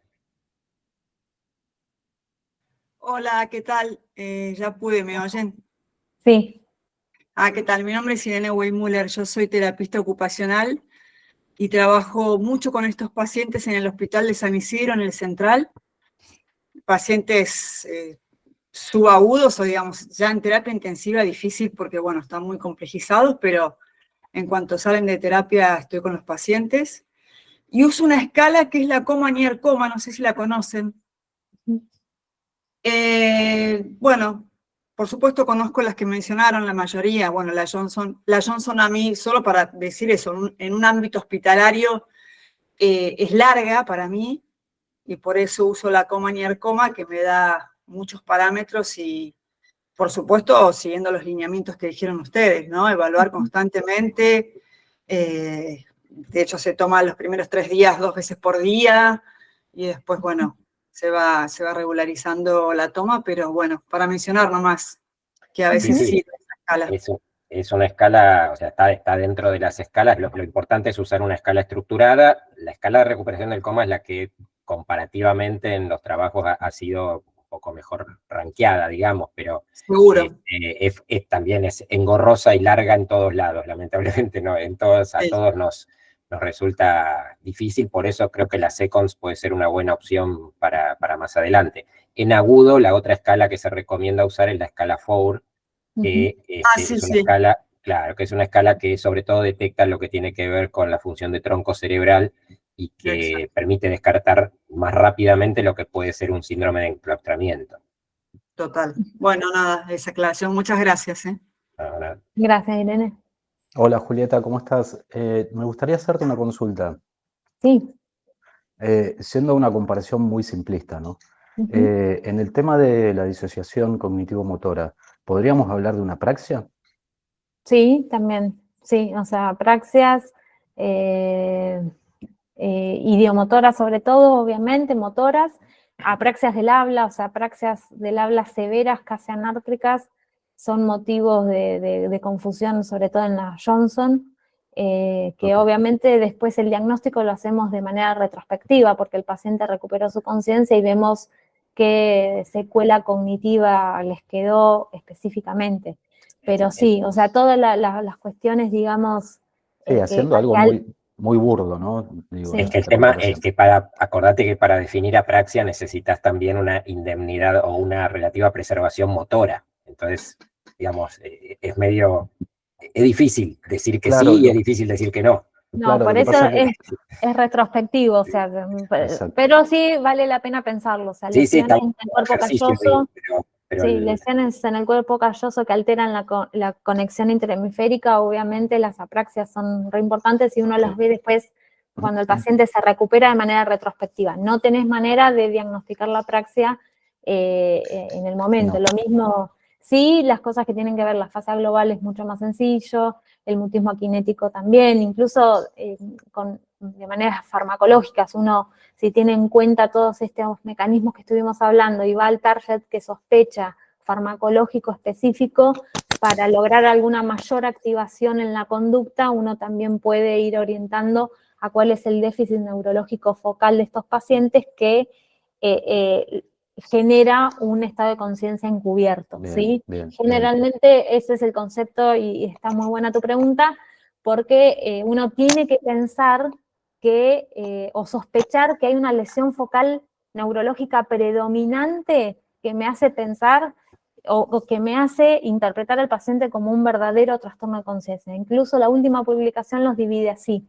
Los verdaderos trastornos de conciencia, que son los que realmente tienen el alerta y el contenido de la conciencia alterada, versus los que hay alguna causa por la cual el paciente cumple criterios de trastorno de conciencia sin serlo, ¿sí? Y las lesiones focales severas son las que principalmente es la principal causa, Y después, bueno, todo lo que vimos ahí, los pitfalls, que son las polineuropatías, la convulsiones, la epilepsia no convulsiva. Es una buena pregunta porque justamente ese es el mensaje más importante de la charla de hoy, que hay que pensar qué pacientes pueden tener lesiones neurológicas que hagan parecer un trastorno de conciencia y que realmente no sea un verdadero trastorno de conciencia, ¿sí? Y hablar lo que es la disociación cognitivo-motora como causa. Perfecto. Hay dos manos levantadas. Gracias. Gema Herrera, ¿puede ser? Hola, Gema, Hola. ¿cómo andas? Mucho gusto. Un gusto verte, Juli, de nuevo. Bueno, mi pregunta es un poquito más, tal vez un poquito personal, no es tan científica. Si bien soy médico fisiatra de rehabilitación, trabajo mucho con cuidados paliativos y me cuesta mucho trabajar con pacientes no oncológicos. Y de esos no oncológicos, los neurológicos son muy difíciles de abordar. Entonces, la pregunta es en relación a lo siguiente. Ustedes saben que principalmente cuando el paciente tiene trastornos de conciencia severos, se estancan. Esto conlleva pues un desgaste no solamente para el personal que los atiende, sino también para la familia. Entonces, ¿en qué momento ponen un hasta acá? ¿No? ¿Cómo abordan eso? ¿Cómo los orientan? Porque también el ya hasta acá, si bien muchas veces no es bien aceptado por la familia, pues ayuda a que esa carga que van llevando meses, años en muchos casos, pues baje un poco. Entonces, no sé qué experiencia tienen en ese sentido. Gracias, Gema. Es una pregunta muy buena y muy difícil la respuesta. ¿Querés, Hernán, que digo una cosita yo y después? Dale, sí, sí.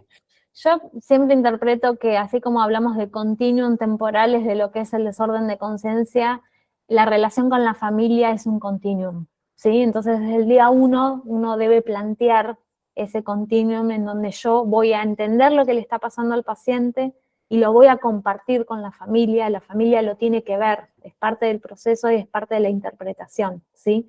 Entonces, cuando llega el momento final de tomar una decisión, sobre todo los americanos que son mucho más drásticos y que todas estas guías que hacen son para hacer una toma de decisión de fin de vida, o sea, a quién invertimos recursos y a quién no en la terapia intensiva, cuando yo a la semana ya sé que es un trastorno de conciencia crónica, por eso la cuestión temporal no tiene mucho que ver, uno es bastante arbitrario y es por los estudios, pero está claro que uno si predice bien al paciente ya en la terapia intensiva se sabe cuál es el que va a ser un crónico, un trastorno crónico o prolongado, para decirlo de una manera más correcta. Así que en realidad si uno va cosechando esa relación con el paciente y con la familia, va acompañando esa comprensión de lo que nosotros mismos vemos y estamos haciendo la predicción, es mucho más fácil esa información, digamos, ¿sí? O sea, incluso si uno sigue haciendo rehabilitación intensiva en pacientes que no tienen ninguna posibilidad de ninguna recuperación, un anóxico que tiene 1 año de evolución y que lo único que tiene es un robo binocular, y bueno, ese paciente le falta, no sé cómo, no tiene diagnóstico de muerte encefálica en realidad. ¿Sí? Entonces, ese enseñamiento terapéutico, no deberíamos hacer una rehabilitación interdisciplinaria, deberíamos hacer las medidas de fin de vida.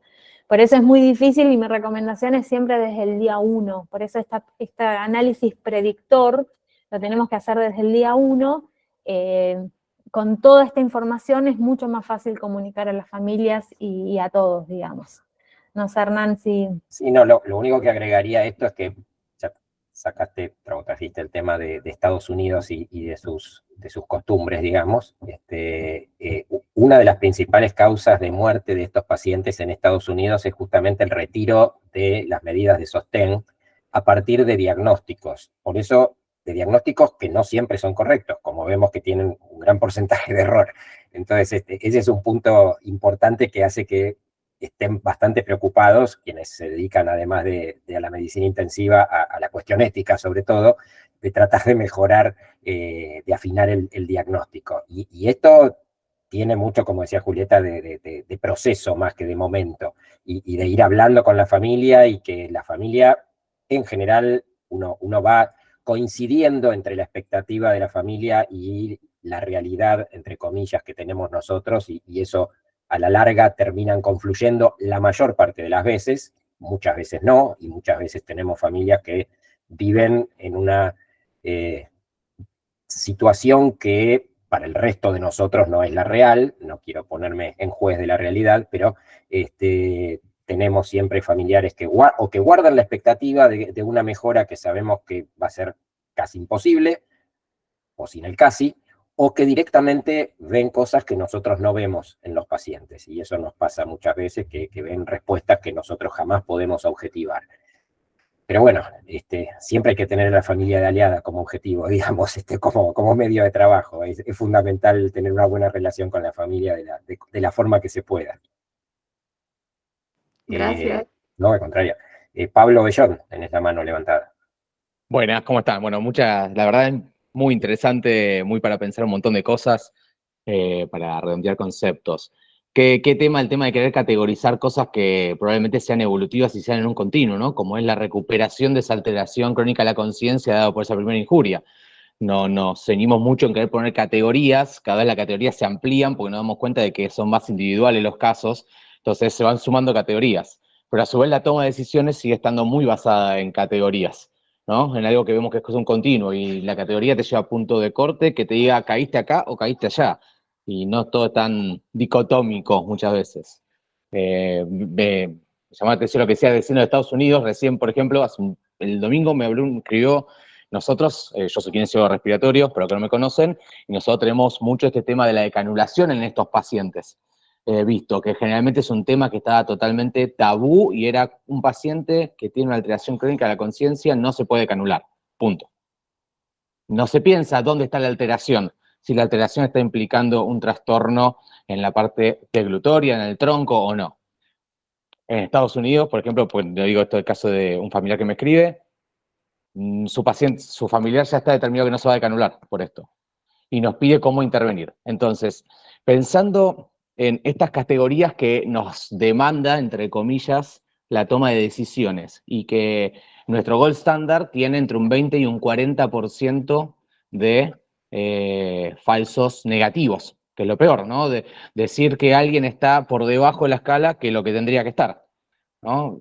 La pregunta es, de ese 40%, un 20 estaría dado por la herramienta en sí misma, que no podríamos cambiar, es el déficit de la herramienta, pero un 20% probablemente esté en la evaluación. ¿Cuáles son los puntos que nosotros podríamos mejorar como evaluadores para que tengamos el mejor resultado posible y disminuir los falsos negativos? En realidad, yo te diría que, bueno, para ese caso en particular que me decís de tu paciente, las actividades cerebrales necesarias para lograr una decanulación no son voluntarias y son totalmente compatibles con un síndrome de vigilia sin respuesta, porque son movimientos automáticos de deglución y de respiración. Así que, de hecho, por lo menos de deglución de la saliva y de protección de la vía aérea. Así que no sería una contraindicación, y de hecho está perfectamente explicitado la cantidad de cosas que puede llegar a hacer, entre comillas, un paciente con síndrome de vigilia sin respuesta. Lo que podemos hacer incorporando nosotros en nuestra práctica clínica es, además de hacer una escala estructurada, prestar atención a estos otros signos posibles indicadores de conciencia, signos sutiles, signos que a veces no llegan a puntuar en la escala de recuperación del coma, que es muy estricta, y por eso dura tanto, y por eso le da tantas chances, pero además requiere que determinado movimiento se repita una cantidad de veces y que se sostenga una cantidad de segundos y que tenga determinada estructura. Bueno, a veces los pacientes no llegan y el puntaje es 0 en ese ítem. Sin embargo, no olvidarnos que muchas veces el paciente quiere pero no puede, o no puede llegar, o no llega a entender porque está de alguna forma deaferentado y no tiene la capacidad de comprender la orden. Mirar, sospechar, buscar ver las imágenes y pensar si es un paciente con una lesión extensa del hemisferio izquierdo, como decía Julieta, bueno, puede ser que esté afásico. Si es un paciente con lesión de tronco y a lo mejor está enclaustrado, sospechar, mirar, revisar, repetir. Sabemos que vamos a pifiarle en algunos pacientes, pero en la medida en que lo tengamos sistematizado, creo que va a ser menor el error. No sé, Julieta. Sí. Sí, coincido, pensar interdisciplinariamente al paciente y bueno, que el equipo interdisciplinario debería estar entrenado a la par independientemente de la especialidad, pedir las imágenes que las queremos ver, queremos saber qué carga lesional tiene ese paciente. ¿Es posible hacer un estudio más? O sea, es posible, o sea, yo sospecho que tiene sordera o que está ciego. ¿Puedo pedirle potenciales? Bueno, pidamos potenciales. Tiene una neuropatía, o sea, estos pacientes, sobre todo los traumatizados. A veces, si uno tiene en la cabeza, o sea, lo importante es tenerlo en la cabeza. Si uno no lo piensa, no lo buscas, no lo encontrás claramente. Pero vienen pacientes con posiciones muy atónicas. Pensar, tienen una lesión medular concomitante al traumatismo de cráneo, que no es infrecuente, es bastante frecuente. Entonces ese paciente tiene una lesión medular, imposible que me haga un acto motor, pero yo intuyo que tiene algo más, o sea, que tiene una respuesta, ¿sí? Por eso creo que pensar al segundo componente de la conciencia, que o sea, una vez que el paciente recuperó el nivel de alerta y ya estoy pensando en qué contenido de conciencia tiene, lo que los americanos llaman awareness, bueno, eso, pensarlo como un continuum de funciones cognitivas, ¿sí? O sea, el paciente necesita escalar en la mejora de sus funciones cognitivas para lograr su máxima interacción con el entorno. Y obviamente es un paciente que tiene que estar alerta, que tiene que estar despierto, tiene que estar fuera de la cama, tiene que estar bien posicionado, tiene que estar bien sentado, tiene que estar con el estímulo lumínico como estuviese cualquier persona, tiene que estar con su entorno familiar y emocional allegados, no tiene que tener dolor, no tiene que tener sonda vesical, o sea, no tiene que tener intercurrencias clínicas, o sea, el paciente clínica y neurológicamente tenemos que asegurar de que esté en su mejor momento para hacer una evaluación, ¿sí?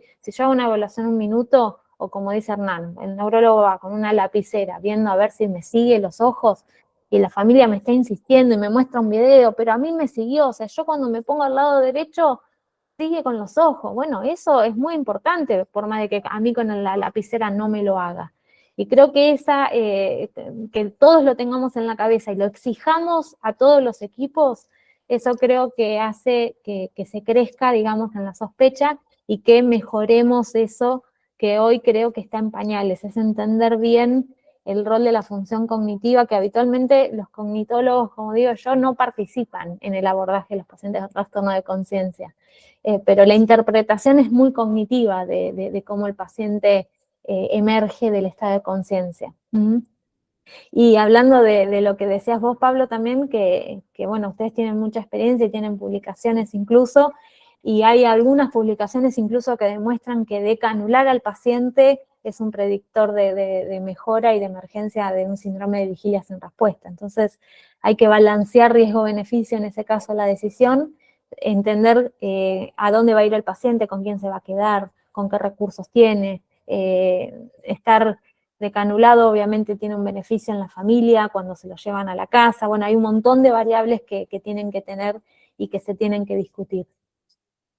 Hay dos preguntas, una de Gonzalo Quiero, que son fármacos a tener en cuenta, no usar en estos periodos de alteración de conciencia o limpiar fármacos inhibidores de la neuroplasticidad. Bueno, ahí sí, saber que hay medicamentos depresores, que hay medicamentos algunos que típicamente se usan en agudo y que pueden jugarnos un poco en contra a la hora de evaluar la neuroplasticidad, la fenitoína, por ejemplo, algunos sedantes que a veces son necesarios, pero que tenemos que saber que pueden estar interfiriendo, el baclofeno, la morfina, en fin, drogas que pueden estar afectando el rendimiento, digamos, de los pacientes. Eso tal vez no se puedan suspender, pero sí tenemos que saber que pueden estar restándole capacidad al paciente.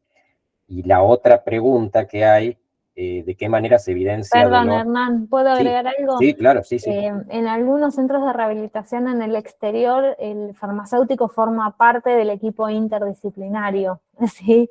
En Argentina por ahí eso no está, pero el farmacéutico incluso se configura la historia clínica para que salte una alarma, obviamente afuera, ¿no? En Argentina, cuando un médico indica una medicación que atenta contra la neuroplasticidad, ¿sí? Es de buena práctica como médico a cargo de un paciente, llega el paciente a hacer el ejercicio de qué medicación no necesita y qué medicación lo favorece, animarse a poner medicaciones con distintos mecanismos de acción, combinar, llegar a dosis máxima. Habitualmente el paciente tiene un poquito de levodopa, un poquito de amantadina, un poquito de ritalina, animarse a llegar a dosis máxima. ¿Por qué? Porque estamos estimulando todo ese cerebro anterior y esas proyecciones tálamo-corticales, ¿sí? Entonces necesitamos estimularlo farmacológicamente a través de ensayo de error. No tenemos una manera biológica de demostrar el efecto a nivel de la neurotransmisión cerebral, pero vale la pena intentarlo, ¿sí? El primer pilar cognitivo que el paciente recupera en un trastorno de conciencia, además de la alerta, es la velocidad de procesamiento, ¿sí? Es la atención, es su capacidad atencional. Todas las redes atencionales de Posner son las que primero uno tiene que trabajar y es lo que tiene que incentivar desde el punto de vista farmacológico y no farmacológico.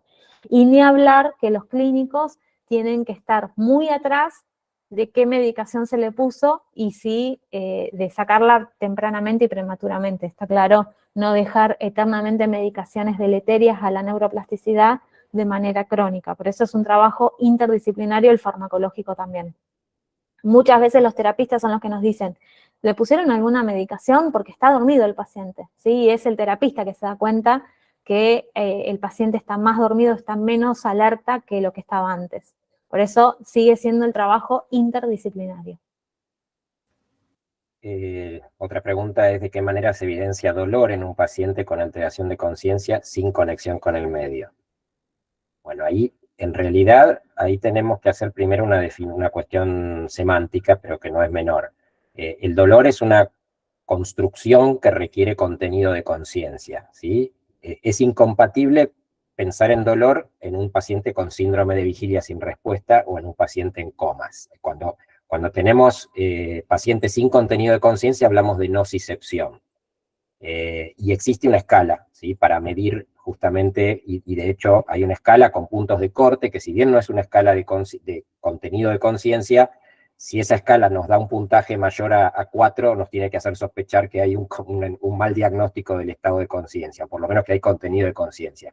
La escala se llama escala de nocicepción en coma, revisada, ¿sí? Hay dos versiones, que en realidad la revisada es un poquito más corta, pero digo, por una cuestión semántica, hablamos de nocicepción en los pacientes que no tienen contenido de conciencia, porque lo que se llama la matrix del dolor, que es el contenido de las áreas cerebrales que se activa para la percepción del dolor, incluye activación de áreas corticales que le dan significado al dolor, que le dan el recuerdo o lo asocian con la memoria, digamos, que le dan el componente afectivo, que eso es lo que hace que diferenciemos el dolor de la experiencia nociceptiva cruda, digamos, ¿sí? Julieta, no sé si quieres agregar. No, 100% de acuerdo. Recuerden que todas las causas que pueden generar dolor o, bueno, nocicepción, como lo quieran llamar, pueden generar reacciones en los pacientes, ¿sí? O sea, alterar el alerta, tener crisis, hoy no me sale la palabra, descargas paroxísticas. Paroxismo simpático.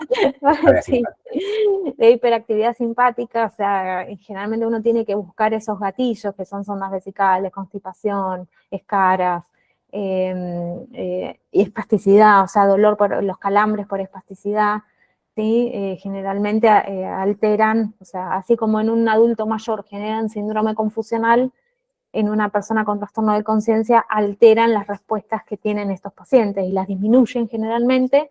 Entonces, por eso digo que muchas veces en los gimnasios son los que nos alertan que algo clínico le está pasando al paciente, ¿sí? De alguna manera también lo pesquisamos. Estas escalas incluso permiten, alertan no solamente cuando el paciente mejora, sino cuando el paciente empeora, ¿sí? O sea, una disminución en la puntuación de la Johnson generalmente responde o algo clínico o, en los peores de los casos, algo neurológico. Creo que ya son las 9, ¿no? Sí. Creo Hay que ya dos preguntas y cerramos, sí, si quieren. Una es si la escala SECONS está validada en Argentina. Julieta. Eso estamos presentando ahora al Comité de Ética el proyecto de validación de la escala SECONS, así que en breve vamos a tener resultados y los podremos compartir si ustedes quieren, como para que si quieren ir familiarizándose con la escala, lo podemos compartir una vez que los tengamos.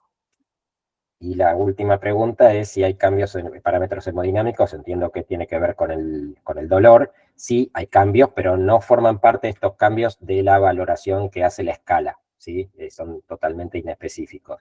La escala se llama escala de nocicepción en coma revisada. Una pregunta de Médicos Basilea.